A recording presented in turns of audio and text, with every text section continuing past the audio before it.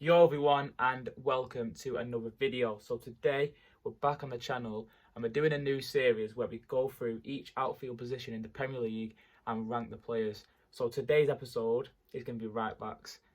Certain players are going to miss out. I'll explain the reasons why I've not put them in the list. But yeah, that's going to be the topic of the video. As always, smash the like button, hit subscribe down below, and I'll see you a lot in a sec.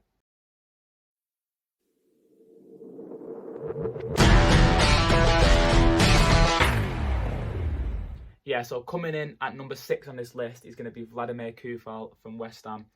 So they signed him for, I can't remember the exact price, but in today's market it's basically nothing. He plays every single game for him. He's solid defensively, he's solid going forward.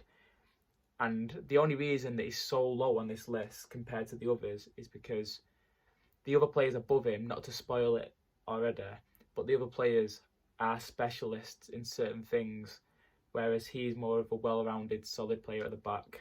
Yeah, so coming in at number 5 on the list is going to be Ricardo Pereira. The reason Ricardo Pereira is above Kufal, this was the main decision for me, whether to put Kufal 5th or Pereira 5th. The main reason is Pereira's ability going forward is just a bit better than Kufal's. Defensively, I'd say they're both in the same bracket, but Ricardo Pereira's attacking ability just edges him ahead in the rankings on this list. Right, now into the top 4, and this is where it gets a bit complicated in a way. So number 4, he plays for Chelsea, and it's going to be Reece James. Personally, Reece James is one of my favourite players, to be fair. He's a machine, he's a tank. Going forward, he's great. Defensively, he's great. In a few years, he could definitely move a few places up this list. But for now, I just think the players above him, again, are just ahead of him slightly. Because the gaps in between 4th, 3rd and 2nd, I would say are not very big. I just think compared to 2nd place and 3rd place, they are just a slight bit ahead of him, either defensively or attacking, which I will get onto when I come down to 2nd and 3rd place. Yeah, so being a United fan, it's killing me putting him here because I wanted to put him 1st, but I just can't because he's just not as good as 1st, because 1st is a joke. But coming at number 3 is Aaron Wan-Bissaka. Now, if this was a defender's list, not including attacking ability, then he'd be number 1, guaranteed. But obviously, as we all know, the side of his game that slightly brings him down a level is his attacking ability. If he was to improve on that, he'd be guaranteed 1st place, but at the minute, that's just an area of the game which drags him down a little bit. Defending the back post as well, he can get caught out at times positionally. But again, in terms of being a 1v1 defender, there is no one better in the league than him. He's rather ridiculous. I don't think anyone's got past him, to be honest. This last 3 years, I can't think of anyone. Liverpool fans, you say that for me and I got past him, but he still got up and blocked the shot. End of story. Right, and coming in at number 2, so after I say this name, it's going to be obvious who's number 1. But coming in at number 2, starts every game for England, more or less.